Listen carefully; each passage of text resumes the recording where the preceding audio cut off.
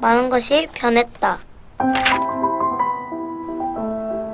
개인 물건도 챙기고 손도 자주 씻게 되고 반격! 적절한 거리 유지. 야, 왜 맨날 집에 갔는데 오늘도 집에 갈 거야? 친구도 아니, 친구는 안 바뀌었어요. 많은 게 변했어도 무슨 말이야? 친구는 친구예요. 딱 이렇게 하는 거야. 딱! 오케이! 가자!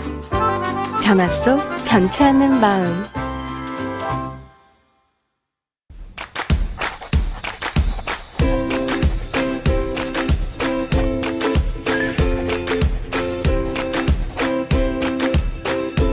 아이들의 미래는 깁니다.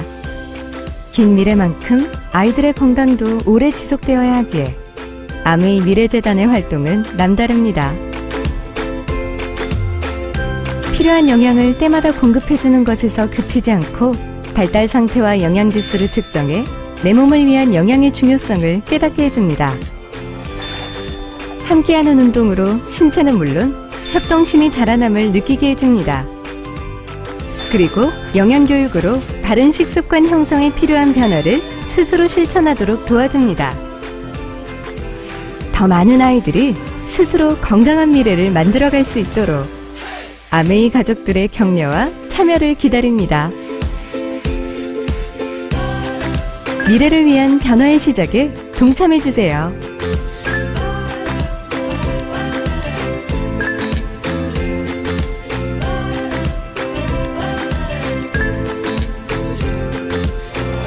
아이들 스스로 만들어가는 건강한 미래. 아메이 미래재단.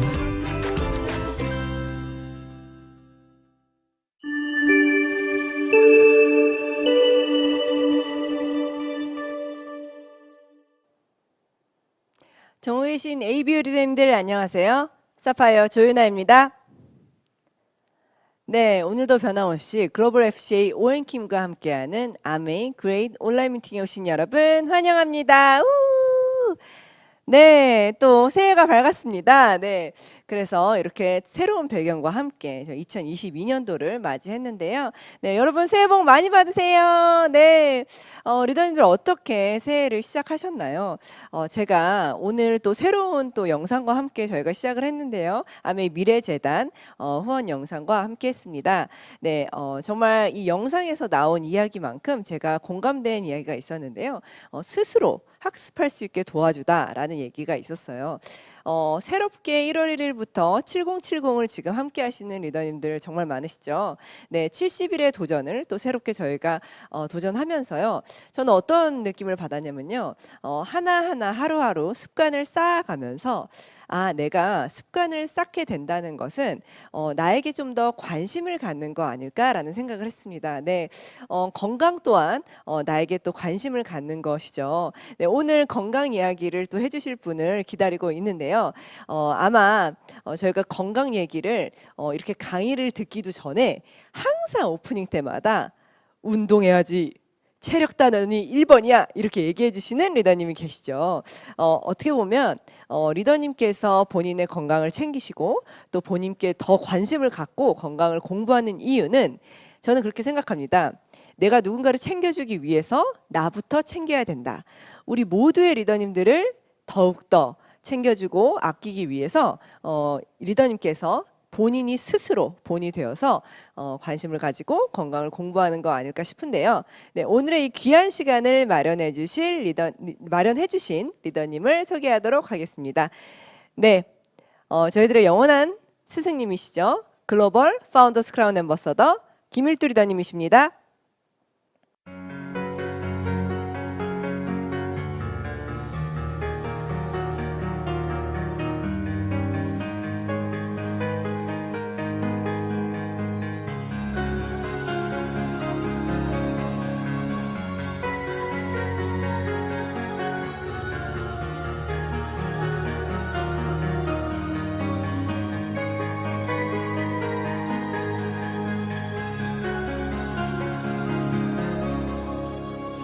I don't wanna talk about the things we've gone through. though it's hurting me. Now it's history. I've played all my cards, and that's what you've done too. Nothing more to say, no more race to play. The winner takes it all, the loser standing small beside the victory. That's his destiny. I was in your arms, thinking I belonged there.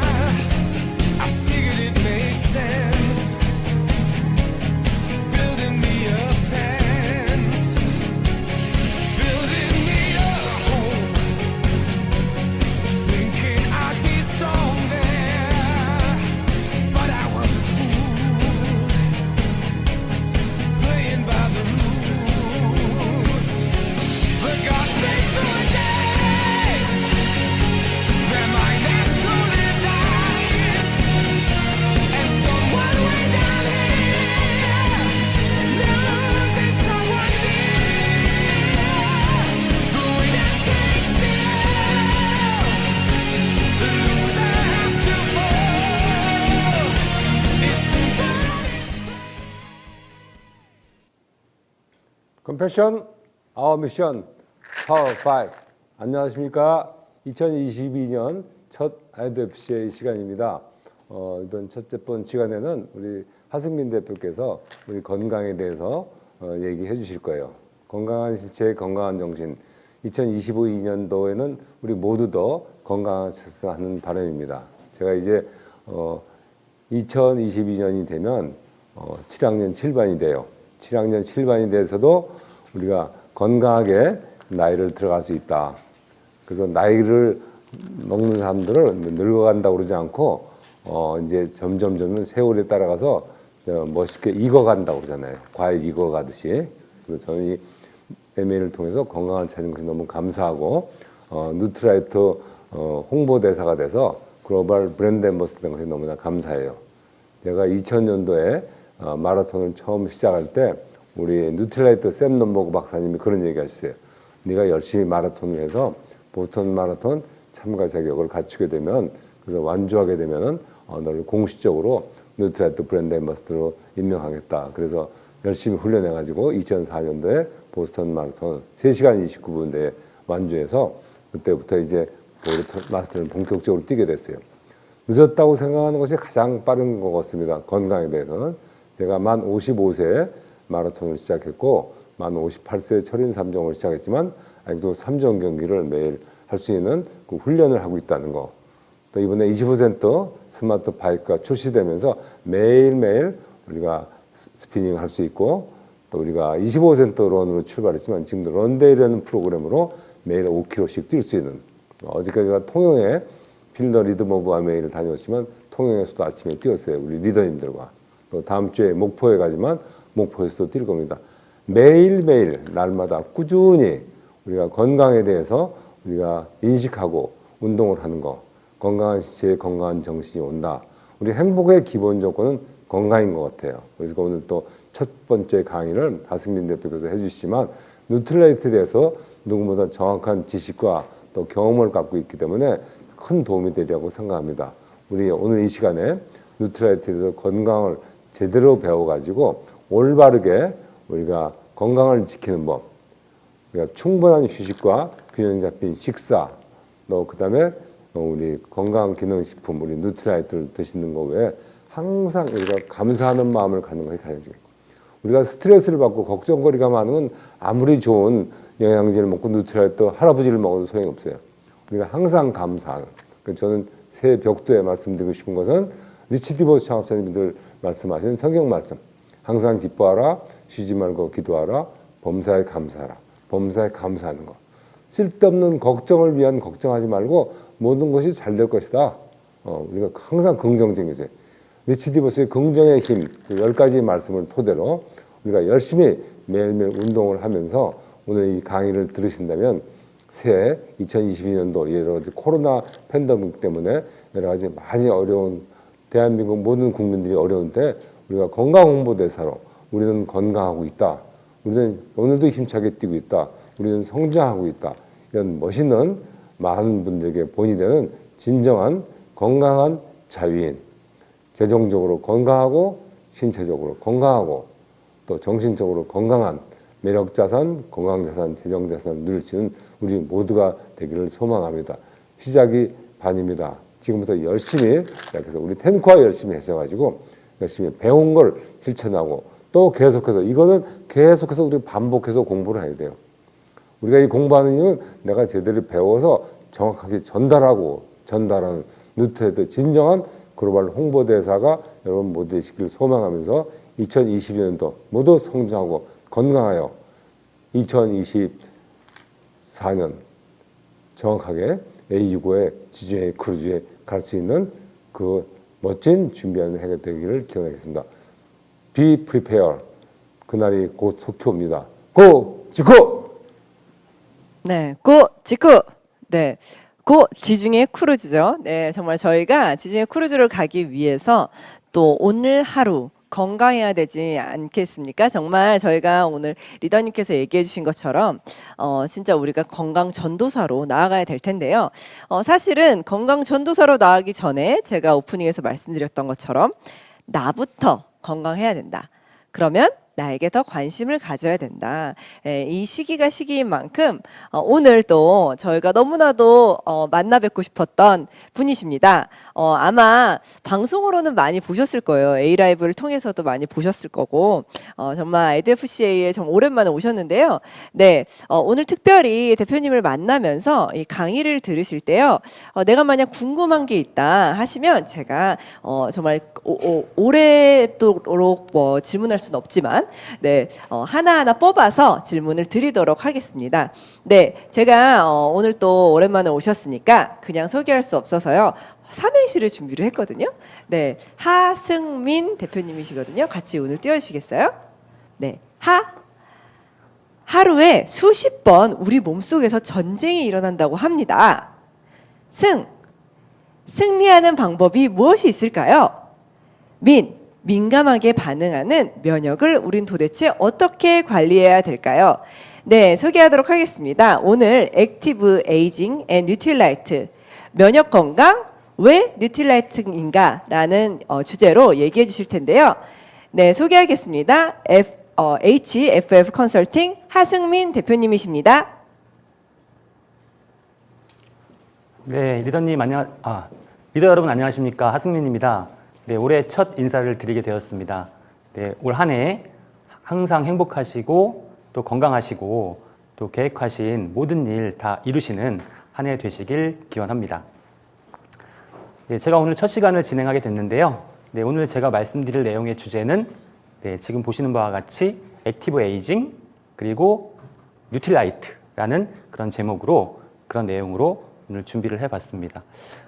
많은 분들께서 뭐 안티에이징, 또 헬스에이징, 또 웰에이징이라는 그러한 그 단어는 많이 들어보셨을 텐데, 네, 액티브 에이징은 조금 생소하신 분들도 계실 것 같습니다. 그래서 액티브 에이징에 대해서 잠깐 그 정의에 대해서 좀 말씀을 드리려고 합니다. 네, 액티브 에이징이라고 하는 것은 네, 뭐 사회적, 심리적, 신체적인 그런 의미를 모두 포함하는 개념인데요.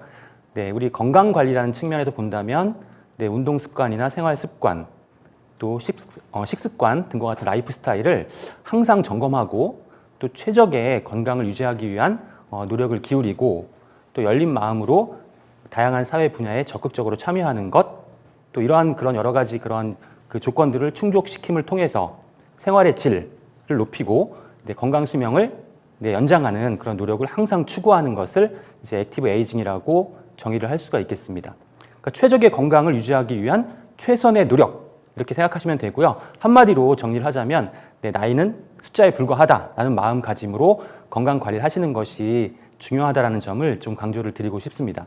그 주변에 보시면은 네, 그 연세가 나이가 50대, 60대이시지만 실제로 신체 나이는 네, 30대, 40대이신 분들도 계시고요. 또 반대로 나이는 젊지만 30대, 40대이지만 또 신체 나이는 60대, 70대이신 분들도 계시다라는 거예요. 그렇기 때문에 나이가 중요하지 않고 우리가 나이는 숫자에 불과하고 어떻게 적극적으로 관리하느냐에 따라서 우리의 건강 상태는 더 좋아질 수도 있고 또 지금 현상을 유지할 수도 있고 나빠질 수 있다는 점 기억해 주셨으면 좋겠습니다.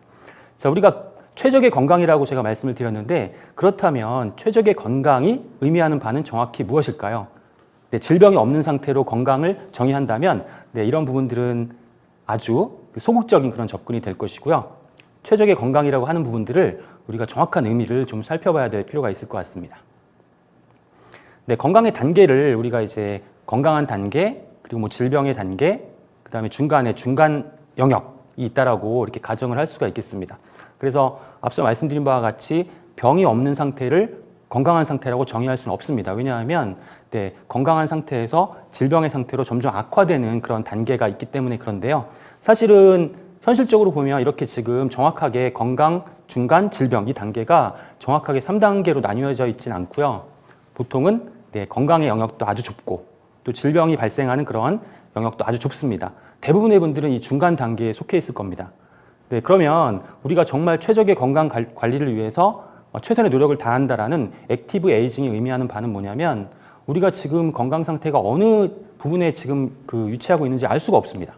알 수가 없는데 이 건강이라고 하는 그런 영역으로 진입 혹은 이동하기 위해서 최선의 노력을 다하는 것이 바로 이제 그 액티브 에이징이라고 할 수 있습니다. 어떻습니까? 저도 지금 어디에 지금 어느 위치에 있는지 모르고요. 아마 여러분들도 모르실 겁니다. 병이 없기 때문에 건강하다? 이런 개념이 아니라 정말 최적의 건강을 위해서 최선의 노력을 다하고 있는가라는 부분들을 다시 한번 되새겨 보실 필요가 있을 것 같습니다. 오늘은 이렇게 액티브 에이징에 관련된 내용을 좀 말씀을 드릴 텐데 먼저 이 코로나 시대에 정말 중요한 부분이죠. 면역에 대한 내용으로 시작을 해보도록 하겠습니다. 2021년 12월 20일 많은 그 매스컴에서 일제히 다음과 같은 그런 내용을 보도를 했습니다. 딱 2주 전입니다. 딱 2주 전에 이런 내용들이 보도가 됐는데 이런 내용들이 보도가 된 이유가 이제 미국의 어떤 연구에서 새로운 그런 연구 결과가 발표됐기 때문인데요. 내용은 코로나에 감염이 되었는데 어떤 분들은 그냥 가볍게 넘어가시는 분도 계시고 또 어떤 분들은 또 심각하게 위중한 그런 상태로 이렇게 악화되는 분들도 계시는데 과연 어떤 차이 때문에 이러한 그 문제가 발생할까라는 부분에 대한 연구 결과를 미국에서 발표를 했습니다. 그 연구 결과를 좀 살펴보면은 이제 우리가 감염이 되었을 때 면역 반응이 일어나는 시기가 정말 중요하다. 예일대 그 연구팀에 의한 그런 연구 결과인데요. 코로나 병세가 나빠지는 것은 감염 초기와 후기에 면역 반응이 조화롭게 이루어지지 않기 때문이다. 그리고 코로나를 가볍게 지나치게 하려면 감염 초기에 면역 반응이 꼭 필요하다라고 연구 결과를 발표했습니다. 그래서 이 그 연구 내용을 보니까 이제 염증 억제제의 일종인 덱사메타손을 투여를 했을 때 코로나 감염을 시키면 굉장히 위중한 상태로 바로 바뀌었고요. 이 덱사메타손이 염증 억제제인데 이 덱사메타손을 투여를 하게 되면은 초기 면역 반응을 억제한다라는 그런 결과가 나왔습니다. 근데 염증 억제제가 초기 면역 반응을 억제한다? 무슨 의미일까요? 초기 면역 반응이라는 것은 결국 염증 반응이라는 것입니다. 우리가 바이러스에 감염되었을 때 우리 면역 체계가 활발하게 활동을 해서 염증 반응이 나타나야만 가볍게 이 코로나를 넘길 수 있다는 것이죠. 다른 연구 결과를 한번 보겠습니다. 작년 4월에 발표된 그런 연구 결과인데 무증상 감염자의 경우에는 점액 통로에 항체를 생성하는 B세포 수치가 상당히 높았고 또 면역기관의 그 면역 기억에 관여하는 그래서 항체를 생성하게 도와주는 헬퍼 T세포의 수치가 상당히 높았다. 중증 환자의 경우에는 코 안에 점막 등의 항체를 만드는 그런 B세포나 헬퍼 T세포의 수치가 낮았다라는 겁니다. 이 두 가지 연구 결과를 정리를 해보면 이제 감염이 되었다고 하더라도 가볍게 넘길 수 있는 두 가지 조건이 있는데 첫 번째는 감염 초기에 염증 반응이 반드시 일어나야 된다는 것이고요. 또 하나는 점막 조직에 면역 세포가 충분히 존재해야만 우리가 최초의 단계에서 이 바이러스를 퇴치할 수 있는 그러한 어떤 역량을 갖게 된다는 것입니다. 이 두 부분이 상당히 중요합니다. 감염 초기의 면역 반응, 염증 반응이라고 말씀드렸는데 그 이유는 우리가 이제 그 외부에서 바이러스가 침투했을 때 우리 체내에서는 단계적으로 다양한 반응이 나타나게 되는데 첫 번째 단계에서는 이제 발열 반응이 나타납니다. 바이러스가 침투하면 체온이 상승하면서 열에 약한 바이러스를 먼저 퇴치하는 그런 기전이 발동하기 시작하고요. 두 번째 단계에서 이제 염증 반응이 이제 시작되는데 이제 염증 반응 첫 번째 단계에서는 대식세포 또 수지상세포, NK세포 등과 같은 이런 면역세포가 활발하게 이제 활동을 시작하게 되는 것이죠. 그리고 이제 그 다음 단계에 이제 우리 그 면역세포, T세포가 그 항원에 대한 정보를 수집하고 또 이 정보를 바탕으로 해서 B세포에서 항체를 생성해서 이 항체가 항원을 제거하는 그런 단계를 거치게 되는데 감염 초기의 면역 반응이라고 하는 것은 초기 면역 반응, 즉 지금 보시면 화면에서 이 사각형에 해당되는 이 부분에 해당되는 그런 면역 반응을 초기 면역 반응이라고 할 수 있습니다. 이 초기 면역 반응은 항체를 생성하기 이전까지의 반응이라고 할 수 있겠는데요. 이 항체를 생성하기 이전까지의 반응, 어떤 반응인지 살펴보도록 하겠습니다. 우리 면역에는 선천 면역과 후천 면역이 있다라고 이제 말씀을 드릴 수가 있겠는데 선천 면역은 말 그대로 태어날 때부터 우리가 가지고 태어나는 그러한 면역 기능, 이 부분을 선천 면역이라고 하고요. 예를 들면 점막, 앞서서 보셨지만 우리 몸의 가장 외곽을 구성하면서 우리 몸을 보호하는 역할을 하는 상피 조직에는 다 점막이 있죠. 이 점막 조직의 중요성, 이 선천 면역에 해당되고요. 그 다음에 우리 몸에는 임파선, 편도선, 비장, 흉선과 같은 이러한 면역 조직이 존재합니다. 이 면역 조직도 태어날 때부터 면역기관도 태어날 때부터 우리가 가지고 태어나는 것이죠. 그 외에도 뭐 각종 면역 세포들, 대식세포, NK세포, 또 보체 등과 같은 이러한 각종 면역 세포들과 면역 세포들에서 발현되는 사이토카인, 인터페론 같은 이런 물질들도 전부 우리가 가지고 태어나는 그러한 면역 체계. 그렇기 때문에 선천 면역이라고 우리가 명명을 하는 것이고요. 반면에 후천 면역 같은 경우에는 우리가 태어난 이후에 생성되는 그런 면역 기능을 얘기하는데 앞서 제가 항체에 대한 말씀을 드렸는데 예를 들어서 항원이 우리 몸에 침입했을 때 이 항원에 대한 정보를 수집하고 이 항원에 대항할 수 있는 그런 항체를 생성하게 되는데 이 항체를 생성하는 부분은 바로 이제 후천 면역에 해당된다라고 말씀을 드릴 수가 있겠습니다.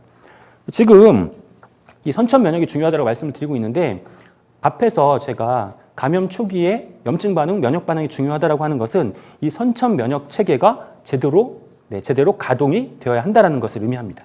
그리고 이 선천 면역 체계가 제대로 가동되기 위해서 첫 번째 면역 반응이 일어나는 곳이 바로 이제 우리 몸의 가장 외곽을 구성하는 점막 조직이라는 것이죠. 점막 조직. 이 점막 조직에는 피부, 상피 조직이라고도 하는데 피부나 소화기, 호흡기, 생식기가 이러한 그 점막 조직에 해당이 되는 것이죠. 그래서 이 점막 조직은 물리적 장벽의 역할, 그러니까 외부로부터 침입하는 그런 물질을 물리적으로 차단하는 그러한 역할을 하기 때문에 물리적 장벽이라는 표현을 하기도 하는데 실제로는 이 점막 조직에서 아주 정교하고 복잡한 그런 면역 반응이 실제로 일어납니다. 물리적 장벽의 역할 이외에 이 점막 조직에 어떤 면역 반응이 일어나는지 지금 살펴볼 텐데요. 이 점막 조직에는 상피세포와 점액 분비세포가 존재하고요. 그리고 이 수지상세포라고 하는 그런 면역세포가 존재합니다. 수지상세포는 항원 제시세포라고 해서 항원을 인식하거나 혹은 포식해서 이 항원에 대한 정보를 면역체계에 전달하는 그러한 역할을 하는 것이 이제 항원 제시세포고요.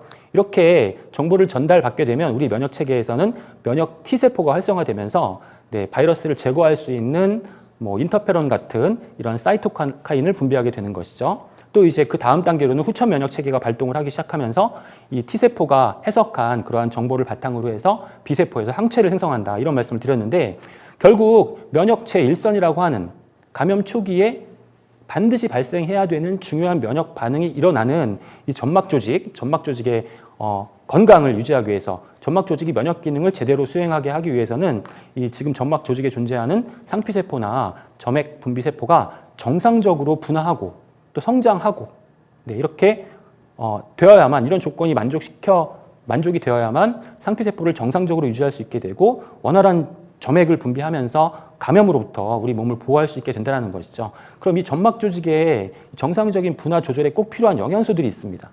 어떤 영양소냐면 비타민 A와 D입니다. 비타민 A와 D.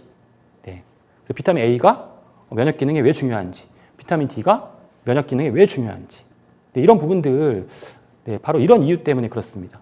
그리고 지금 제가 계속 말씀드리고 있는 것은 결국 감염 초기에 우리가 강한 면역 반응을 네, 발생시키는 곳은 바로 선천 면역이 담당하는 그런 영역이다라는 말씀을 계속 드리는 것이죠. 네, 점막 면역이 중요하다고 말씀을 드렸습니다.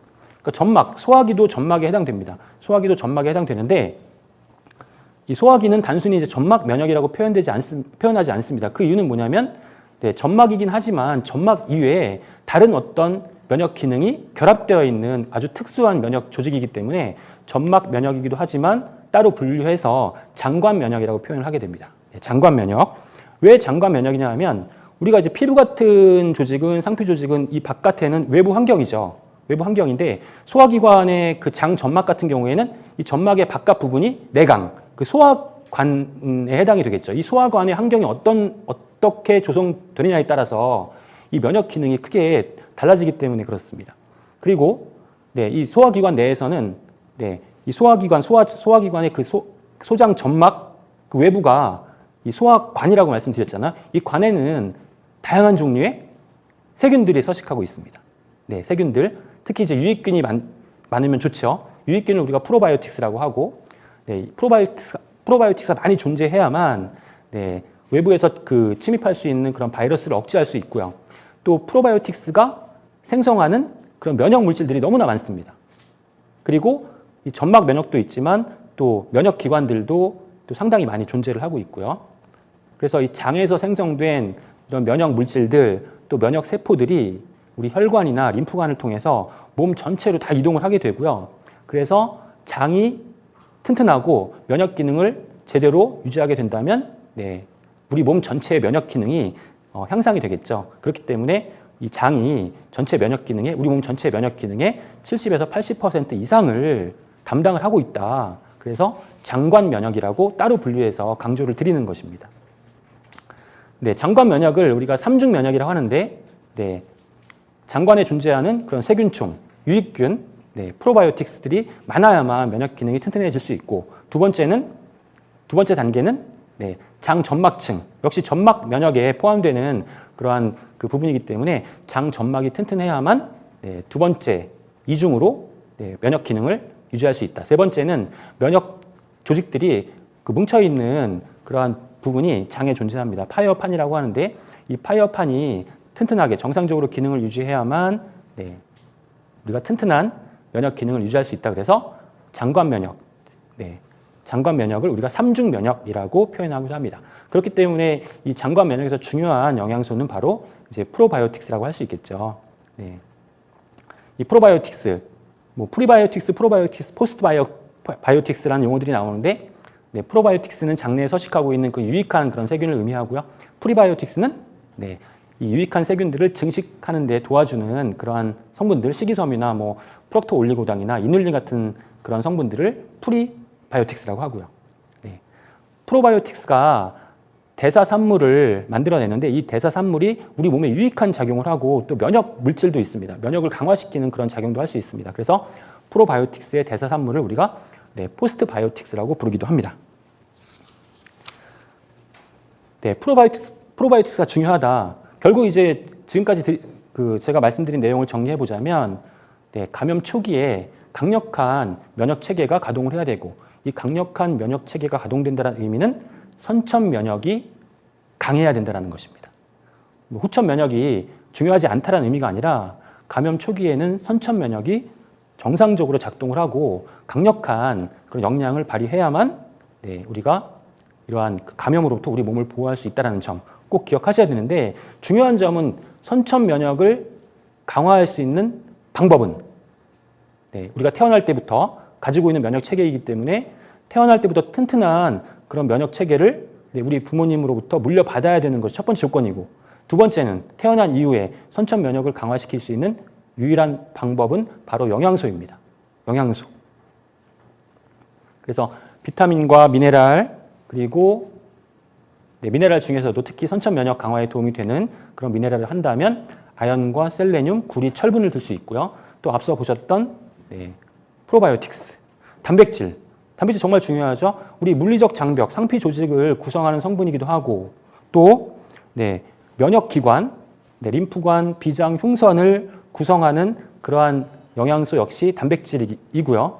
그 다음 면역 단백질, 또 면역에 도움이 되는, 면역이 꼭 필요한 그런 단백질이 있는데 보채라고 하죠. 이 보채의 원료도 단백질이고요.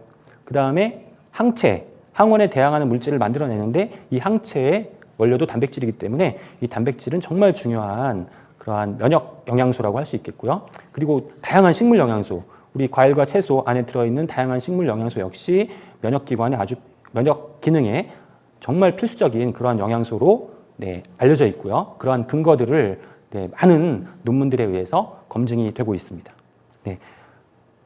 이러한 영양소들이 선천 면역에만 중요하냐? 그렇지는 않습니다. 후천 면역에도 도움이 된다라고 하는 그런 증거들이 넘쳐나고 있죠. 그리고 문제는 뭐냐면, 문제는 우리가 태어날 때 선천 면역 체계를 가지고 태어나고 태어난 이후에 후천 면역 체계가 갖추어지는데, 이제 문제는 나이가 들어가면서 선천 면역 체계가 약해지는데 만약에 후천 면역 체계가 기능을 그대로 유지하고 있다면 선천 면역과 후천 면역의 불균형이 발생하겠죠. 이 불균형이 발생하면 면역 기능이 전반적으로 저하됩니다. 그러니까 선천 면역과 후천 면역의 어떤 균형을 유지하는 게 좋은데, 나이가 들어가면서 선천 면역이 약화되었을 때 약화된 선천 면역을 후천 면역과 동등한 수준으로 다시 복구시키는 그러한 영양소들이 비타민 C와 비타민 D와 아연과 셀레늄, 구리라는 것입니다. 그렇기 때문에 선천 면역과 후천 면역의 균형, 그리고 또 후천 면역을 또 더욱더 강하게 유지할 수 있게 도와주는 것 역시 비타민, 미네랄, 그다음에 지금 말씀드린 이러한 영양소라는 것이죠. 그래서 이러한 영양소를 정말 충분히 섭취할 수 있도록 노력하는 그러한 어떤 자세, 마음가짐, 이것이 바로 이제 액티브 에이징의 하나의 중요한 축이 되지 않을까, 이렇게 생각을 합니다. 면역에 대해서 말씀을 드리고 있는데요. 이렇게 중요한 영양소를 충분하게 적극적으로 섭취하는 것, 면역 기능 향상에 도움이 된다고 말씀을 드렸는데, 영양소 이외에 면역 기능에 도움이 될 수 있는 다른 또 조건들이 있을까요? 어떤 조건들이 있을까요? 바로 여러분들이 매일 하시고 있는, 지금 스마트 바이크 매일 열심히 운동하고 계시죠? 운동입니다. 운동은 면역 기능에 도움이 되는 것으로 너무나 잘 알려져 있죠. 그러면 어떻게 운동을 해야 될까? 내가 지금 하고 있는 운동 강도가 나의 면역 기능을 유지시켜주는 데 도움이 될까? 너무 힘든 운동을 하니까 몸이 지치고 힘들어서 면역 기능이 뭐 더 높아지는 것 같은 기분이 들지 않는다. 이런 말씀들을 하시는 분들도 간혹 계신데요. 이 부분에 대해서 제가 또 준비를 해왔습니다. 운동과 면역. 2016년도 기사인데, 고강도 운동을 90분 이상 하면 면역력이 떨어진다는 기사가 나왔습니다. 이 기사 내용을 보니까 최대 심박수를 70% 이상 사용하는 격렬한 고강도 운동을 90분 이상 할 경우에 면역 기능을 손상시킨다. 이렇게 90분 동안 격렬한 운동을 한 다음에 혈액을 채취해 봤더니 이 혈액 내에 면역세포의 숫자와 기능이 떨어져 있더라. 그리고 반면에 면역 기능을 낮추는 스트레스 호르몬이 증가가 되었다라는 그런 그 기사가 이제 나오면서, 너무 격렬한 운동은 면역 기능을 오히려 떨어뜨릴 수 있다라고 하는 그러한 견해가 일반적이었죠. 그런데 이 견해를 뒤집는 그러한 연구 결과들이 2018년도에 발표가 되었습니다. 보통 이제 운동을 하게 되면은 혈류에 혈액 검사를 해보면, 운동한 다음에 혈액 검사를 해보니까 그 면역 글로불린, 항체가 떨어져 있고요. 그 다음에 면역을 약화시키는 코티졸이 증가되었다라는 결과가 나왔는데, 당연하겠죠. 운동을 열심히 하니까 운동 스트레스가 생기기 때문에 이 스트레스 호르몬 코티졸이 증가한다라는 것입니다. 이 결과를 보니까 항체가 없어졌네?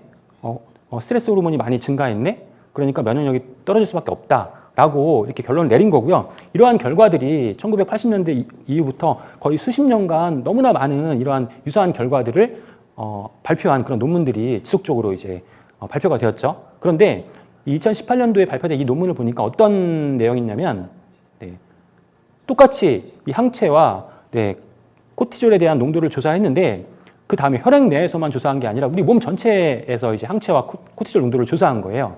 어떤 결과가 나왔냐면 운동을 하게 되면은 폐와 같은 폐나 심장에 많은 무리가 가죠. 이제 많은 산소를 들이마셔야 되고 심장 박동도 빨라지고 이 신체 부위에 존재하는 항체를 보니까 이 신체 부위에는 항체가 오히려 훨씬 더 많이 증가해 있고 그 다음에 코티졸의 농도는 훨씬 더 낮아져 있다는 겁니다. 그러니까 평소에 혈액 중에 존재하던 항체들이 운동을 격렬한 운동을 했을 때 그 필요한 부분으로 다 이동을 했다는 것이죠. 운동을 하면서 약해질 수 있는 그 부분에 전부 다 집중을 하고 있었다는 것입니다. 결국 무슨 얘기냐면 실제로 격렬한 운동을 했을 때 어떤 항체나 그런 면역 물질들이 사라진 것이 아니라 파괴된 것이 아니라 감염 위험이 높은 폐나 심장과 같은 다른 부위로 이동했다라고 하는 강력한 증거들이 확인이 되었다는 것입니다. 네, 그렇기 때문에 이런 이제 그 어떤 문제 제기는 다 이제 뒤집어진 거죠. 우리가 강도 높은 운동을 하면 면역 체계가 오히려 약해진다. 네, 이거는 사실 말도 안 되는 얘기라는 것이 검증이 된 것입니다. 그렇기 때문에 우리가 어떤 운동을 할 때,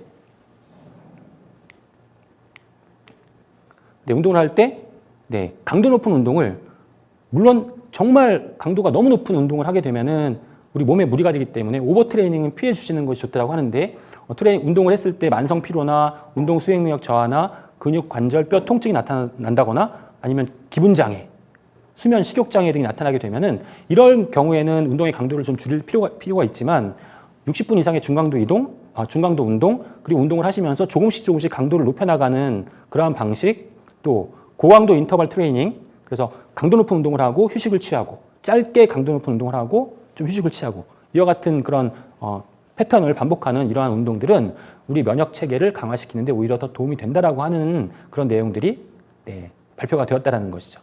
그렇기 때문에 운동을 하실 때 너무 강도가 높은 운동이 아닐까 이런 걱정하실 필요 없고요. 정말 무리가 되지 않는 정도의 운동은 강도를 조금씩 높여가면서 하시는 것이 우리 면역 체계를 더욱더 높일 수 있는 그러한 방법이라는 그런 사실을 꼭 기억해 주셨으면 좋겠습니다.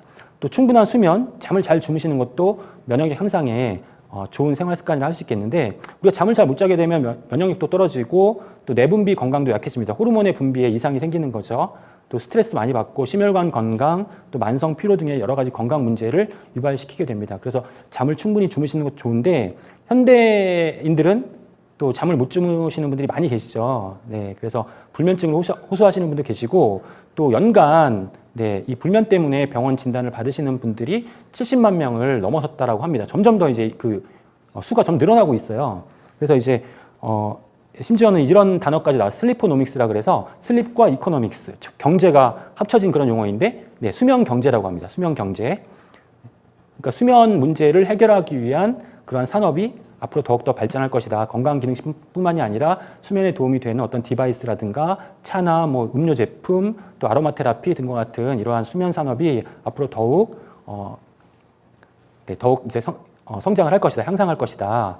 그래서 이러한 부분들 전형적인 이제 선진국형 건강 문제라고 할 수 있는데 이런 산업들도 계속 이제 성장을 할 것으로 예상이 되고 이제 그렇기 때문이 아니라 다시 한번 말씀드리지만 수면 건강 또한 중요하다는 점 기억해 주셨으면 좋겠고요. 요즘 이제 코로나 때문에 야외 활동 안 하시는데 우리가 햇볕을 쬐는 거 정말 중요합니다. 환경 오염이나 미세먼지 때문에 이제 밖에 나가서 활동하시는 것이 좀 건강에 안 좋을 수 있지만 최소한 햇볕을 쬐시는 것도 추천을 드린다는 것이죠. 운동을 하실 때에는 면역 기능을 향상시키기 위해서 운동을 하실 때에는 꾸준히 하시고 중강도 이상의 운동을 조금씩 강도를 높여 나가시는 것도 도움이 될 수 있다라는 점도 기억해 주셨으면 좋겠습니다. 운동은 면역 기능뿐만 아니라 우리 그 수명에도 이제 영향을 미치게 되는데요. 운동과 텔로미어, 운동을 하게 되면은 텔로미어가 더 길어진다. 이런 그런 연구 결과가 있고요. 또 적절한 운동을 하시는 경우에는 운동을 하지 않는 그런 경우와 비교했을 때 생물학적 나이가 8살 이상 젊었다는 거죠. 백혈구의 텔로미어가 더 길었다라는 것을 의미합니다. 그러니까 텔로미어가 짧아지면은 나이가 더 많이 들게 되는 것이고 텔로미어가 길면은 젊음을 유지할 수 있다는 것을 의미하는 것이죠. 그리고 또 다른 연구 결과를 보면은 매우 활동적인 그런 신체 활동을 하는 경우에는 세포 나이가 9년 정도 젊게 유지가 되었다라고 하는 그런 연구 결과입니다. 매우 활동적인 신체 활동을 하면 9년을 더 젊게 살 수 있다. 그럼 매우 활동적인 신체 활동이라면 어느 정도의 신체 활동을 의미할까요? 여기서 매우 활동적이라는 수준은 여성의 경우에는 하루에 30분, 남성의 경우에는 하루에 40분 매일 조깅하는 것. 네. 얼핏 생각하면 이 정도가 매우 활동적인 수준인가? 반대로 생각하면 현대인들이 얼마나 몸을 움직이지 않고 좌식 생활 위주로 이렇게 생활을 하시는지 그 부분을 우리가 추측할 수 있는 이런 부분이라고 할 수 있겠죠. 이 텔로미어를 얘기하고 있는 텔로미어가 길어지면 수명이 길어지고 텔로미어가 짧아지면 수명이 짧아지고 이 텔로미어가 과연 무엇일까요? 네, 텔로미어는 바로 우리 세포 안에 핵이 있고요. 핵 안에는 염색체가 있는데 그 염색체의 말단 부위를 텔로미어라고 합니다. 텔로미어. 우리는 성장을 하면서 계속 세포 분열을 하죠. 그런데 세포 분열이 안 되는 시점이 옵니다. 그럼 세포 분열이 안 되면 이전의 세포는 제거가 되는데 새로운 세포가 생성이 안 되는 거죠. 이때부터 노화가 시작되는 겁니다. 그럼 왜 계속 잘 성장할 때는 계속 잘 분열되어 오던 세포가 어느 순간에 왜 분열을 하지 않을까? 이 부분을 연구를 해보니까 이 염색체 끝에 있는 텔로미어가 분열을 한 번 할 때마다 조금씩 짧아진다는 거죠. 계속 짧아지다가 어느 순간에 완전히 이 텔로미어가 없어지면 세포는 더 이상 분열하지 않는다는 겁니다. 이때부터 노화가 시작되는 거죠. 그래서 결론적으로 말씀드리면 텔로미어가 계속 길게 유지되는 것이 중요하다. 이 텔로미어를 길게 유지하는 데 도움이 되는 것이 앞서 보셨던 그 연구 결과에서 운동을 하는 것이 도움이 된다는 것이죠. 그래서 운동은 결국 면역뿐만 아니라 우리 수명을 연장시키는 그러한 효과도 기대할 수 있다. 그래서 2010년대 중반부터 이러한 운동과 텔로미어에 관련된 그런 연구 결과들이 상당히 많이 발표가 되고 있습니다. 벨기에 연구팀에 의하면 유산소 운동으로 노화와 관련한 텔로미어를 복원하는 효소, 텔로머레이즈의 수치가 증가하는 것을 발견했다. 유산소 운동이 어느 정도의 수준이냐면 하루에 실내 자전거 45분 정도 타면은 텔로미어를 유지할 수 있다는 것, 이 부분이 밝혀졌습니다. 여기서 텔로머레이즈라고 하는 효소가 나오는데 우리 세포는 특정 세포들의 경우에는 텔로미어가 계속 분열하면서 짧아지는데 이걸 짧아지면은 결국 세포가 괴사를 해야 되기 때문에 마지막에 제거가 돼야 되기 때문에 우리 특정 세포 중에 일부는 이 텔로미어가 짧아지는 것을 억제하는 그런 효소를 가지고 있다는 것이죠. 이 효소가 바로 텔로머레이즈라는 겁니다. 텔로머레이즈를 많이 분비하는 세포에서는 텔로미어를 유지할 수 있고 근데 대부분의 세포에서는 텔로머레이즈가 없어요. 그렇기 때문에 이제 텔로미어가 짧아지는 거죠. 그래서 많은 학자들이 이러한 연구 결과들을 보면서 텔로머레이즈를 활성화시키면 텔로머레이즈를 만약에 투여를 하면 텔로미어를 유지할 수 있지 않겠느냐라는 그런 가설을 세우고 그런 연구를 많이 진행했죠. 근데 어떤 문제가 발생했냐면 텔로머레이즈를 활성화시켰더니 텔로미어가 짧아지진 않는데 이 세포들이 계속 분열을 하다 보니까 돌연변이 세포가 발생하게 된다는 거죠. 텔로머레이즈를 강제적으로 늘리게 되면 암세포가 늘어난다는 그런 난관에 부딪히게 됩니다. 그래서 지금 텔로미어를 유지하면 수명이 길어진다. 텔로머레이즈가 텔로미어를 유지할 수 있다라고 하는 부분에 대한 이견은 없는데 과연 돌연변이 세포를 발생하지 않게 하면서 텔로미어를 유지할 수 있는 방법은 무엇이냐라고 하는 연구가 지금 상당히 많이 진행되고 있는데 이 텔로미어를 유지하고 텔로머레이즈를 이렇게 부작용 없이 우리 몸에서 활약할 수 있게 도와주는 방법이 바로 운동이라는 것이죠. 그렇기 때문에 운동은 정말 수명과 건강한 수명을 유지하는 것과 밀접한 관련이 있다는 부분은 기억해 주셨으면 좋겠고요. 그리고 운동을 통해서 텔로미어가 유지되는 그 효과가 가장 크게 나타나는 연령대가 40세부터 65세 사이. 그 전 젊은 연령대에서는 텔로미어가 어느 정도 유지가 될 수 있고요. 그 다음에 65세 이상에서는 물론 도움이 되지만 가장 크게 도움이 되는 연령대가 40세에서 65세 사이다라고 하는 그런 연구 결과도 있으니까 이런 부분도 좀 참고를 해주시면 도움이 되실 것 같습니다. 그리고 캘리포니아 대학교의 그런 연구 결과에 의하면 음식을 바꾸고 좋은 음식으로 바꾸고 운동을 하고 또 스트레스를 조절하고 또 서로를 격려하는 그런 생활 습관이 텔로미어를 유지하는 데 도움이 된다라고 하는 그러한 연구 결과를 발표하기도 했습니다. 네, 운동을 통해서 텔로미어를 우리가 유지할 수 있다. 네, 운동만 텔로미어를 유지할 수 있는 것이 아니라 영양소 역시 텔로미어를 유지할 수 있다는 것이 네, 수많은 그런 연구 결과로 이제 검증이 되어 있는 그런 상황입니다. 네, 몇 가지 연구 결과들을 좀 보여드리면 네, 지금 연구 논문에 지금 나와 있는 내용인데 텔로미어를 유지하는 데 도움이 되는 그러한 메커니즘을 보여주고 있는데 지금 자세히 보시면 뭐 폴레이트, 징크, 마그네슘 등과 같은 영양소의 그런 명칭들이 좀 보이실 거고요.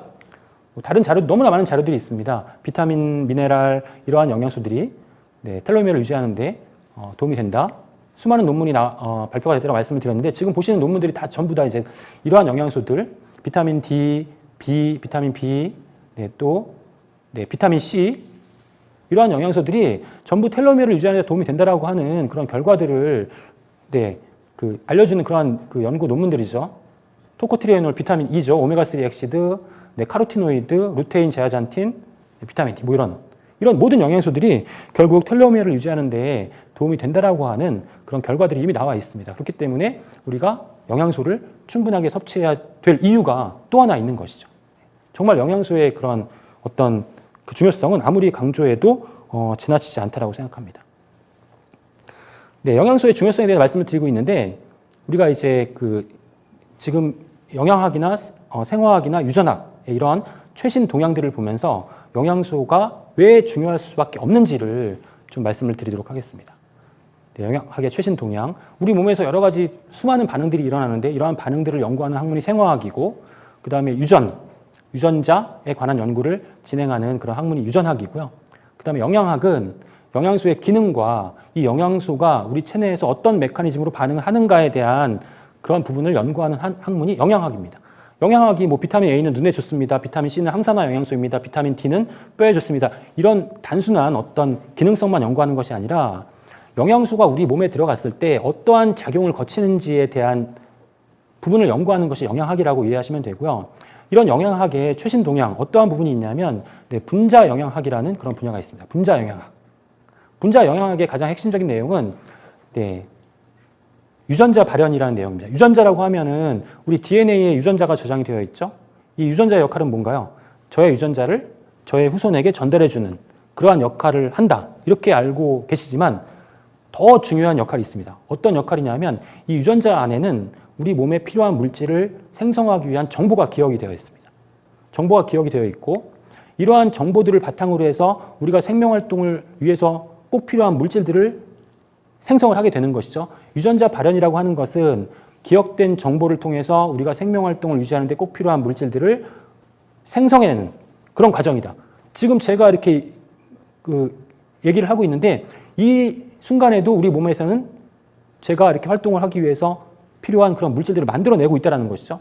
그럼 이 물질들을 만들어내는 것이 바로 유전자 정보에 의해서 유전자 정보를 바탕으로 해서 이러한 물질들이 만들어지는 것이죠. 이게 바로 유전자 발현이라는 거죠. 이 유전자 발현을 위해서 꼭 필요한 그런 영양소가 바로 뭐냐면 비타민, 미네랄, 식물 영양소 등과 같은 이러한 영양소가 이 유전자 발현에 꼭 필요하다는 것이죠. 왜냐하면 네, 세포의 분화, 성장, 활성, 세포 반응, 신호 전달 과정에 이러한 영양소들이 작용을 한다, 상호작용을 한다는 것이 이제 계속 과학이 발전하면서 그런 것들이 하나씩 밝혀지고 있기 때문에 그런 거죠. 그래서 결국 영양소가 중요한 이유는 우리 생명활동에 필요한 물질들을 내기 위해서 네, 유전자 발현을 통해서 이러한 물질들을 만들어내는데 이러한 새로운 물질을 만들어낼 때 꼭 필요한 것이 비타민, 미네랄, 식물 영양소 이러한 그런 영양소들이라는 것이고요. 또 이러한 유전자 발현을 통해서 새로운 물질들을 계속 만들어내고 있는데 이렇게 만들어지는 물질이 어떤 물질이냐면 단백질이라는 거죠. 단백질. 그러니까 단백질이 정말 중요하고 단백질 대사가 우리 체내에서 정상적으로 이루어져야만 네, 우리에게 꼭 필요한 그런 성분들을 제대로 만들 수 있다. 네, 이러한 부분을 연구하는 것이 이제 분자 영양학이라고 할 수 있겠습니다. 네, 분자 영양학은 영양 성분이 네, 우리의 인체 유전자를 조절하는 그런 신호로 작용을 하기 때문에 영양소와 유전자가 어떤 상호작용을 하는지를 연구하는 학문이라고 할 수 있겠고요.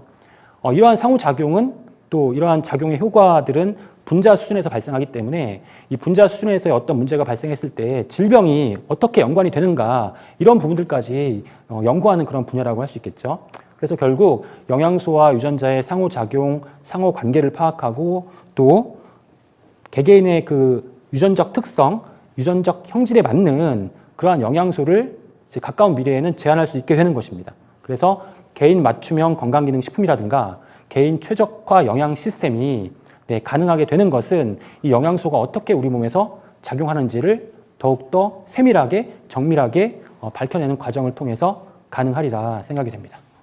또 하나의 중요한 축은 이제 후성 유전학이라고 하는 그런 분야인데요. 후성 유전학, 후생 유전학이라고 하기도 합니다. 후생, 말 그대로 태어난 이후의 유전학이다. 이렇게 정의할 수 있겠는데, 우리가 유전하면은 부모님께로부터 물려받은 어떤 특성, 형질, 이런 것들을 우리가 유전이라고 알고 있는데, 이렇게 부모님으로부터 물려받은 그런 특성뿐만 아니라 태어난 이후에도 그런 외부 환경에 의해서 자궁 내 환경, 음식, 흡연, 스트레스, 환경오염 이런 여러 가지 외부 환경에 의해서 우리의 유전자가 변형될 수 있다라는 것이고요. 이렇게 어떻게 변형되는지, 어떤 외부 인자가 영향을 미치는지를 연구하는 학문이 이제 후성 유전학이라고 할 수 있겠습니다. 그래서 후성 유전학에 의해서 이제 우리의 유전자가 이제 바뀔 수 있다라는 건데, 그래서 유전자 발현이 이제 바뀌게 된다라는 것이죠. 대표적인 그런 현상이 이제 DNA 메틸화, 히스톤 변형 이런 좀 어려운 용어들이 나오는데, 지금 제가 말씀드린 내용을 다 기억하실 필요는 없습니다. 그냥 앞으로 또 지금 가까운 미래에 영양학이 어떠한 분야를 연구를 하면서 영양소의 중요성이 앞으로 더욱더 커질 것이다 라고 하는 부분을 말씀드리기 위해서 제가 예를 들어 드리는 부분이기 때문에 그냥 가볍게 이해만 하시면 좋을 것 같습니다. DNA 메틸화, 히스톤 변형이라고 말씀을 드렸는데, 염색체를 쭉 풀어내면 실타래를 풀면 실이 되죠. 이 실이 DNA이고요. 그 다음에 이제 실타래 중간중간에 단백질, 히스톤이라고 하는 단백질이 있는데, 우리가 어떤 태어난 이후에 외부 환경 변화에 의해서 히스톤이 변형이 된다거나 아니면 DNA가 메틸화가 된다거나 이러한 그 유전자의 변형에 의해서 우리의 건강 상태가 많이 바뀔 수 있다는 겁니다. DNA 메틸화라고 하는 것은 이 DNA에 메틸기, CH3죠. 이 메틸기가 계속 붙는 것을 메틸화라고 합니다. DNA 메틸화. 또 히스톤 변형은 앞서 보셨던 히스톤 단백질이 계속 어떤 그 외부 그 인자에 의해서 계속 변성이 되기 때문에 문제가 발생한다는 것을 의미하는데요. 여기서 이 DNA 메틸화, 히스톤 변형이 왜 중요한지를 영양소와 관련해서 한번 설명을 드려보도록 하겠습니다.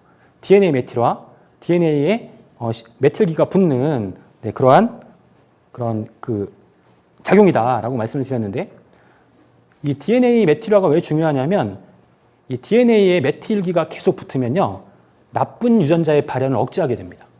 그러니까 DNA가 메틸기가 계속 붙어서 메틸화가 많이 되면 바람 유전자의 발현이 억제된다. 바람 유전자의 발현이 억제된다는 것은 암이 발생하지 않게 된다는 것이죠. 그러니까 DNA가 메틸화되는 것이 좋다. 예를 들면 이렇게 이해할 수 있는 것이죠. 그러면 우리 몸에서 DNA가 메틸화가 돼야 되는 그런 과정이, 그런 반응이 일어나야 되는데 어떻게 반응이 일어나는지를 잠깐 살펴보도록 하겠습니다. 상당히 복잡한 그림인데, 이 비타민 B군의 대사를 하나의 화면으로 나타낸 그런 그림인데요. 지금 보시면 옆에 왼쪽에 보시면 B1, B2, B3, B5, B군이 다 나와 있죠. 이 B군들이 어떤 그 과정을 통해서 우리 몸에서 이용되는지를 표현하는 그런 그 도식이라고 보시면 되는데, 이 부분이 중요한 게 아니라 지금 이렇게 빨갛게 표현된 부분, 이 부분을 그대로 제가 변형을 해보면, 그대로 해석을 해보면 여러분들이 많이 보셨던 아주 익숙한 그림이 나옵니다. 어떤 그림이냐면, 바로 이런 그림이죠. 앞서 보셨던 그 빨강색, 이 빨간색 네모칸 안에 이 과정을 쉽게 정리를 하면 다음과 같은 그림이 나온다는 거죠. 메티오닌 회로가 나옵니다. 이 메티오닌이 단백질을 섭취하면 아미노산 메티오닌이 우리 체내에서 호모시스테인으로 전환이 된다. 이 호모시스테인이 축적이 되면 혈액의 흐름을 방해하기 때문에 동맥경화나 고혈압을 유발시킬 수 있다. 그렇기 때문에 호모시스테인을 제거하기 위해서는 비타민 B군, 특히 엽산과 비타민 B6와 비타민 B12가 중요하다라는 거죠. 많이 보셨죠? 그래서 호모시스테인을 없애서 심혈관계 건강을 유지하기 위해서는 비타민 B군이 중요하다는 말씀을 계속 드리는 거죠. 지금 이 그림을 통해서. 그런데 여기서 한 단계 더 나아가면, 어떤 부분, 이 부분이 바로 이제 후성 유전학에서 연구하는 그런 DNA 메틸화라는 부분인데, 앞선 그림을 다시 볼게요. 여기 그 네모칸에 제가 설명을 드렸는데, 이 옆에 이 동그라미 친 부분을 보면요, 메틸레이션이라고 나와 있는데, 이게 메틸화입니다. DNA가 메틸화되는 이런 과정이라고 볼 수 있는데, 이 얘기는 무슨 얘기냐면 다시 또 그림을 좀 쉽게 이해하기 쉽게 설명을 드리면 앞서 보셨던 메티오닌 회로 호모시스테인이 만들어지는 그런 과정이죠.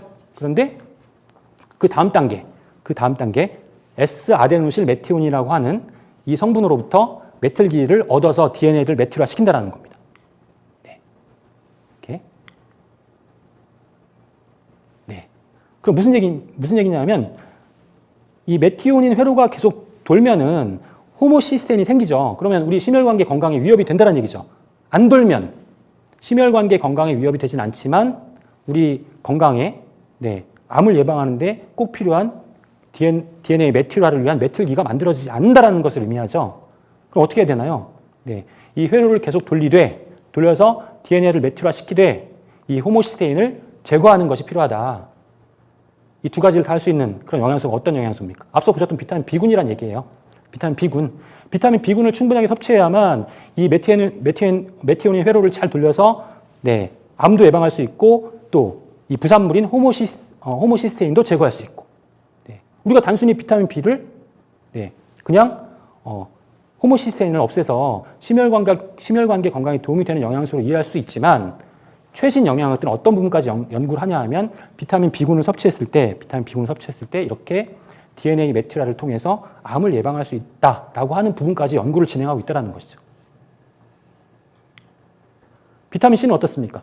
비타민 C는 항산화 영양소죠. 항산화 영양소, 유해산소를 제거하는 영양소입니다. 그래서 우리 몸이 산화되는 것을 방어해주는 그런 역할을 하는 영양소인데 지금 최신 영양학은 어떤 부분까지 연구를 하고 있냐면 비타민 C가 유해산소를 오히려 더 활성화시킨다 라는 연구를 하고 있다는 것입니다. 이게 무슨 얘기냐? 평소에 비타민 C는 유해산소를 억제하는 그런 항산화 작용을 하는데 우리 몸에 돌연변이 세포가 발생을 했다? 돌연변이 세포가 발생을 했을 때에는 이 돌연변이 세포 안에 비타민 C가 작용을 해서 여기서 유해산소를 더욱더 많이 발생을 시키게 된다는 거죠.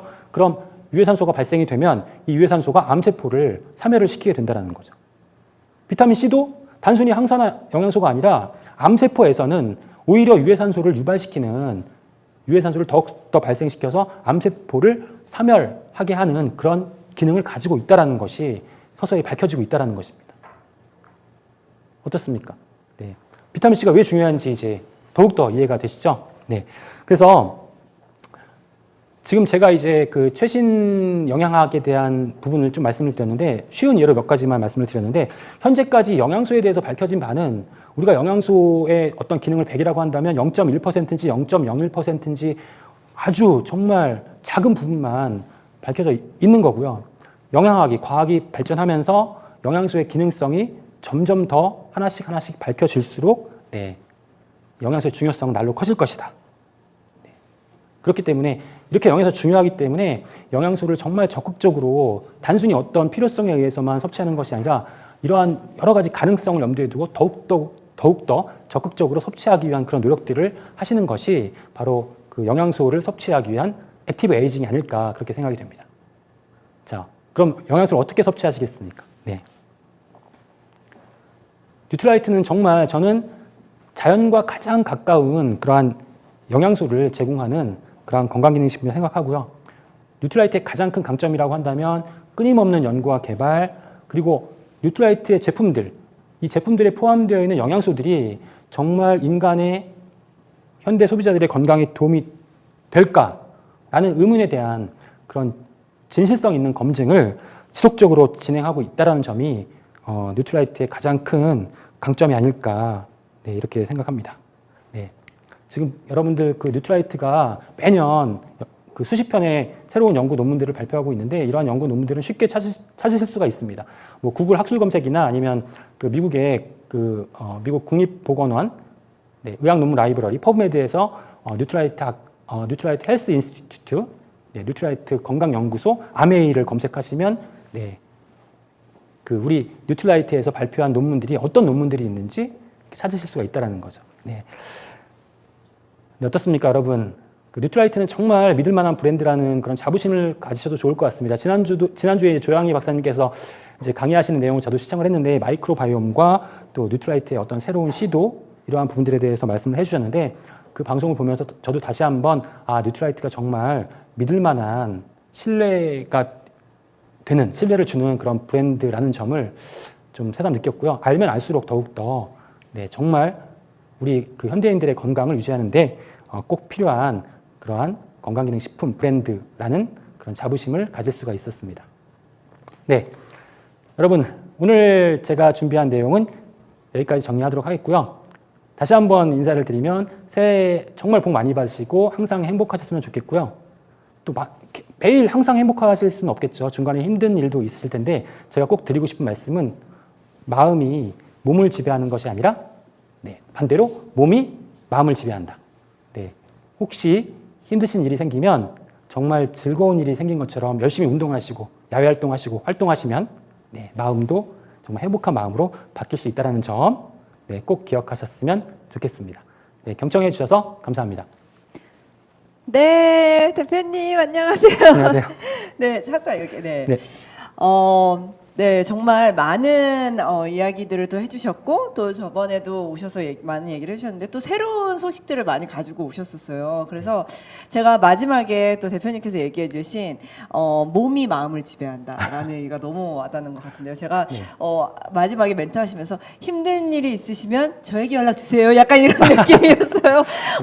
정말 많은 또 강의들을 해주셨고 오늘 또 방송 오랜만에 하시니까 어떠세요? 늘 방송하셔서 사실은. 네, 근데 뭐 방송은 이제 많이 했었는데 네네.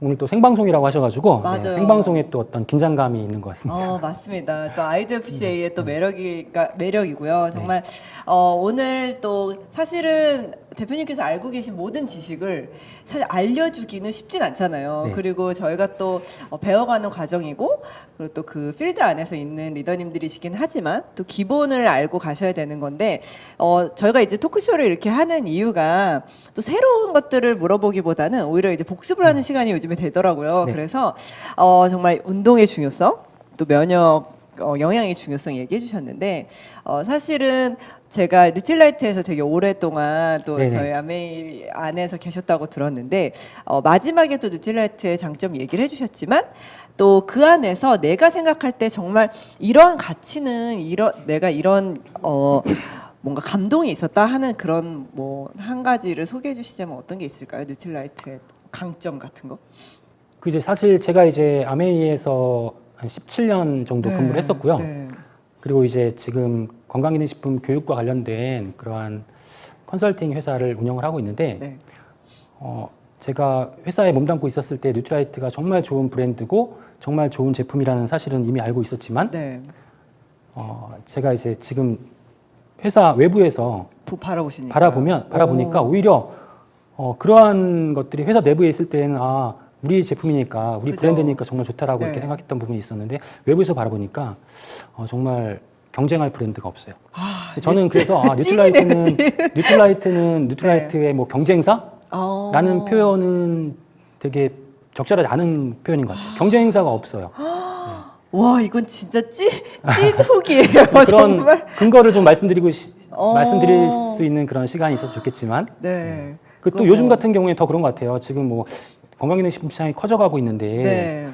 그러니까 뭐 예전에 또 최근에 많은 그 매스컴에 보도가 되죠. 그죠. 예전에 뭐 라면이나 스낵을 만들던 네네네. 회사들이 우리도 건강기능식품 네. 브랜드를 정말 많은 출시하겠다 뭐 이렇게 맞아요. 매스컴에 많이 나오는데 그런 브랜드들과 뉴트라이트와 어떻게 비교가 되겠습니까? 맞아요. 네. 역사와 철학이 있고 또 그만큼 사실은 뭐 얘기를 하면은 뭐 밤을 새야 될 정도로 그런데요. 또 한 가지 저희가 또 여러 가지 질문들 중에 사실은 이런 게 궁금할 것 같아요. 대표님의 하루는 어떠신가요? 예, 정말 사실은 다 얘기해 주셨어요. 그런데 그래도 어떻게 대표님께서 요즘에 특히 이 시기에 어떻게 관리를 하고 계시는지 또 살짝 알려주시면 좋겠습니다. 네. 정말 저는 영양소의 오늘 말씀드렸지만 영양소의 중요성에 대해서 너무나 정말 절감을 하고 있기 때문에 네. 건강기능식품은 꼬박꼬박 그렇죠. 챙겨서 섭취를 해야 된다고 생각합니다. 네, 네. 그러니까 어떤 분들은 나는 뭐 뼈는 튼튼해서 칼슘을 섭취하지 않는다 그런 문제가 아니라 네, 이렇게 정말 영양소의 어떤 기능성을 알면 알수록 네. 더욱더 영양소를 더욱더 많이 보충을 해야 된다. 네. 그렇지만 현실적으로 이제 건강기능식품 외의 방법으로 영양소를 보충하기가 네. 현실적으로 불가능하기 때문에 건강기능식품이 그렇게 중요하다고 얘기하는 그렇죠. 것이고요. 저는 그래서 저희 가족은 뉴트라이트로 하루를 시작해서 네. 네, 운동을 네, 하고. 운동을 하는데 저는 이제 스마트 바이크 이제 네. 많이 하시는데 스마트 바이크가 정말 좋은 것 같아요. 저는 원래 이제 그 밖에서 자전거를 타는데 사이클 네, 타셨어요. 네. 타는데 이제 겨울이 너무 추우니까 네. 잘 안 나가게 해주더라고요. 아. 그래서 이제 추위나 더위에 상관없이 항상 네. 마음만 먹으면 할 수 있는 운동, 이런 운동을 꾸준히 하시는 것 정말 중요하다고 생각합니다. 네. 네. 그러면 저희가 이제 사실은 운동을 하면서 많은 것들을 이제 섭취를, 특히 이제 프로틴도 많이 섭취를 하는데, 사실 이런 질문들이 이제 있었어요. 프로틴 섭취를 할 때 시간대별로 프로틴의 또 효과가 다르고, 또 우리가 이제 바이크를 할 때 어떻게 섭취를 하면 좋겠느냐라는 질문도 좀 있었거든요. 네. 네. 그러니까 근육이 네. 운동을 하게 되면 이제 그 근육을 생성할 때는 단백질이 필요하잖아요. 네. 그러면 근육이 이제 근육 운동을 하면 근육이 파열되고 근육이 다시 재생되는 때 단백질이 필요한데 네. 그 가장 필요한 시간은 운동 후에 1시간에서 2시간 사이? 이때 가장 단백질이 필요하다라는 건데 네. 이건 이제 근육을 재생하기 위한 이론적인 부분이고 네, 네. 근데 문제는 뭐냐면 단백질은 그 하여튼 좋은 단백질을 계속 하루에 3번, 3끼 식사할 때 네. 섭취하는 게 가장 좋겠죠. 그렇죠. 그런데 지금 우리나라 사람들이나 뭐 우리나라 사람들 같은 경우에는 단백질 과잉이라고 해요. 네. 왜냐하면 단백질을 뭐 고기를 통해서 육류를 통해서 너무 많이 섭취하고 있잖아요. 그렇죠. 근데 문제가 단백질의 섭취량이 중요한 게 아니라 섭취를 했는데 그 단백질을 어떻게 사용하느냐가 중요한 거거든요. 그래서 사용하지 않으면 단백질은 그냥 우리 몸에서 암모니아로 독소로 배출이 되는 거예요. 그러면 이 단백질 대사를 정상적으로 진행이 되게 해야만 네. 이 섭취한 단백질 이용이 되겠죠. 네. 근데 지금 앞에서 제가 이제 우리 몸의 생명 활동을 유지하기 위해서 새로운 물질을 계속 합성해야 되는데 이게 단백질이다 결국은. 네, 그렇죠. 단백질을 만들어내는 거거든요. 네, 네, 네. 근데 이 단백질 대사가 제대로 이루어지지 않으면 이게 잘 안 만들어지는 거예요. 그 단백질이 대사가 제대로 되어야만 이런 새로운 물질을 계속 만들 수 있는데 네. 그런 단백질 대사를 정상화할 수 있는 방법. 단백질은 충분하게 섭취하고 있는데 단백질 대사가 정상화되지 않았기 때문에 네. 아무런 그런 건강상의 도움이 되지 않는다는 것이 문제점이거든요. 네. 그 단백질의 대사를 정상화시켜야만 그 섭취한 단백질을 우리가 이용할 수 있다. 그 단백질 대사를 정상화시킬 수 있는 방법이 뭐냐면 네. 운동입니다. 운동이죠. 그러면은 대사에 대한 그것이 운동을 병행을 해야 우리가 근육이 반드시 운동. 네, 반드시 운동을 해야 되는 거예요. 네. 그래서 사실은 이런 얘기 많이 하시고, 나 프로틴 먹으니까 근육 생겨. 사실 그건 말도 안 되는 얘기죠. 예. 그러면 한 가지 더 질문을 묻자면, 사실은 그때 방송 때도 제가 한번 봤었는데, 저희가 얼만큼 먹어야 되냐, 막 이런 얘기를 많이 하세요. 네. 근데 실제로 그때 표에 하셔서 설명 한번 해주셨었거든요. 네. 한 번만 더 그냥 간단히 설명을 해주시면. 네, 단백질은 보통 이제 네. 그 다른 영양도 같이 얘기해 주시면 좋을 것 같아요. 네. 어떤 식으로. 예, 네. 단백질은 이제 뭐 물론 체중에 따라 뭐 단위 체중당 뭐 성인의 경우 1.2g, 어린이 뭐 1.5g, 운동을 할 때 뭐 1.8g, 1.2g 이렇게 섭취하라고 이렇게 수치로 나와 있는 그런 부분도 있는데 그게 중요한 게 아니라 단백질을 우리가 대사가 중요하다고 말씀을 드렸는데 문제는 또 하나가 문제는 뭐냐면 단백질 섭취할 때 어떤 식품을 통해서 단백질 섭취할 것인가.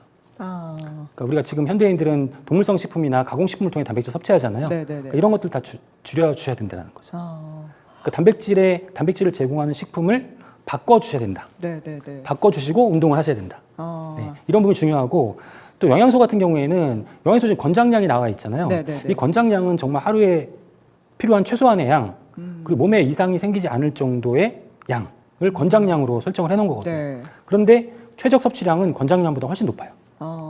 그렇기 때문에 최적의 건강을 유지하기 위해서는 권장량에 구애받지 마시고 충분하게 섭취하실 수 있도록 노력하셔야 되고요.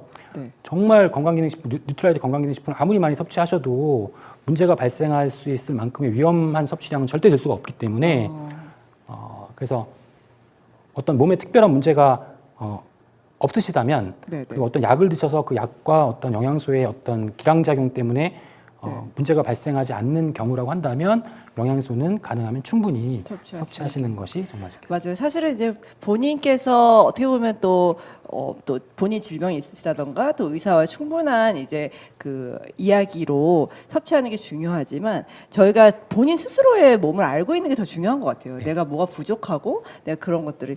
그래서 정말 이제 마지막으로 저희 공식 질문이 있습니다. 네. 네. 제가 어떤 단어를 선택할까 생각을 해봤는데 그래도 대표님에게 뉴트리라이트란? 제가 아까도 말씀드렸지만 네. 지난주에 조양희 박사님 강의를 듣고 네. 이 질문이 나오실 줄 알고 네.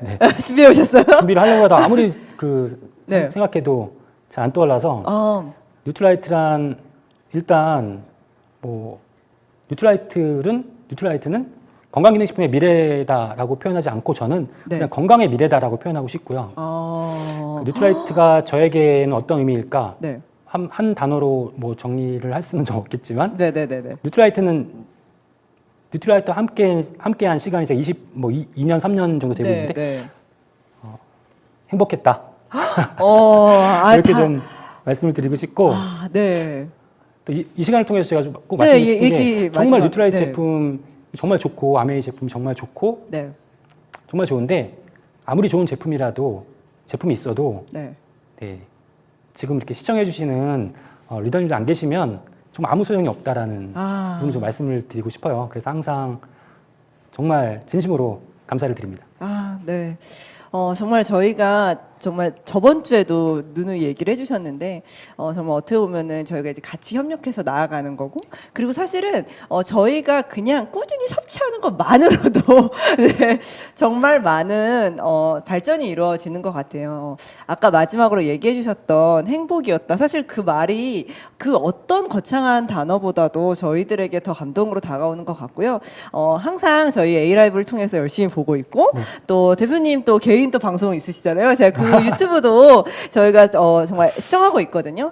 많은 분들 하수민 대표님을 통해서 더 많은 건강 정보 얻어가시길 바라겠고요. 또 저희 다음번에 또 뵙는 걸 기도하면서 네. 또 건강과 그 다음에 행복을 위해서 기도하도록 하겠습니다. 네. 감사합니다. 네. 네, 리더님들 정말 오늘 하수민 대표님을 통해서 저희가 많은 건강 정보를 얻어갔는데요. 사실은 저희가 또 이해하기 어려운 부분들도 있었고 하지만 그걸 또 쉽게 풀어주신 부분들도 있었습니다. 저희가 이 방송을 오늘 마지막으로 보는 것이 아니라 계속 돌려서 정말 복습을 하여서 그것이 누군가한테 단순히 전달하는 것이 아니라 나의 건강을 위해서 내가 적절히 정말 어떻게 하면 정확히 내가 섭취할 수 있는지를 공부하는 시간이 되셨으면 좋겠습니다. 리더님들 저희들에게는 정말 안전하고 또 우리가 그 철학 가운데 베이스가 되어 있는 제품을 섭취할 수 있다는 그 감사가 오늘 있는 것 같은데요. 어떠신가요? 오늘 이 감사한 마음으로 뉴트리라이트 또 전달해 보시는 시간 되셨으면 좋겠습니다. 네, 오늘도 아이드 FCA 좋아요와 구독 그다음에 알람 꾹 부탁드리겠고요. 네, 감사합니다.